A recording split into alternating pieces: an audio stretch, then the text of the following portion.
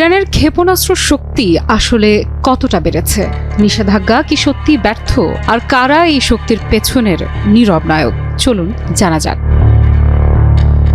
ইরানের প্রতিরক্ষা মন্ত্রণালয় বলছে, দেশের ক্ষেপণাস্ত্র শক্তি এখন এমন এক পর্যায়ে পৌঁছেছে যেটিকে কোনো নিষেধাজ্ঞা দিয়ে আর থামানো যাবে না। মন্ত্রণালয়ের মুখপাত্র ব্রিগেডিয়ার জেনারেল রেজা তালাইনিকের সাম্প্রতিক বক্তব্য ঘিরে নতুন করে উঠছে নানা আলোচনা।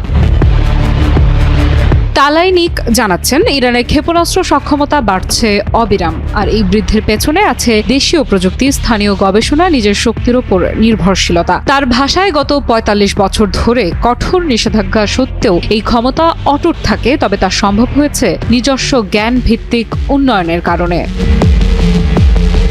এই বক্তব্যে তিনি বিশেষভাবে স্মরণ করেন ইরানের ক্ষেপণাস্ত্র ব্যবস্থার জনক হিসেবে পরিচিত শহীদ হাসান তেহরানি মোঘাদ্দামকে। তালাইনিক বলেন, মোঘাদ্দাম ও তার সহযোদ্ধারা যেভাবে ভিত্তি গড়ে দিয়েছিলেন, আজকের স্বনির্ভর ক্ষেপণাস্ত্র শিল্প তারই ফল। দেশের ক্ষেপণাস্ত্র খাতে আজ যে অগ্রগতি দেখা যাচ্ছে, তাতে শহীদদের অবদানই সবচেয়ে বড়।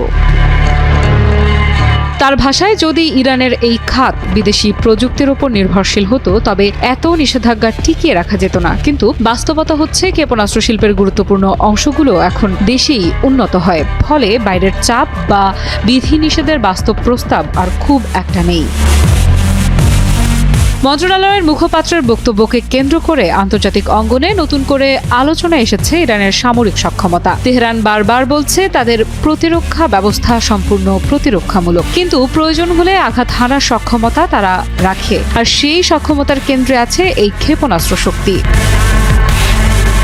তালাইনিকের বক্তব্য আরও একবার স্পষ্ট করেছে, ইরান তাদের ক্ষেপণাস্ত্র কর্মসূচিকে শুধুই সামরিক সম্পদ হিসেবে নয়, বরং জাতীয় নিরাপত্তার স্তম্ভ হিসেবে দেখে। তাই নিষেধাজ্ঞা যতই চাপানো হোক, এই খাতে উন্নয়ন থেমে থাকবে না।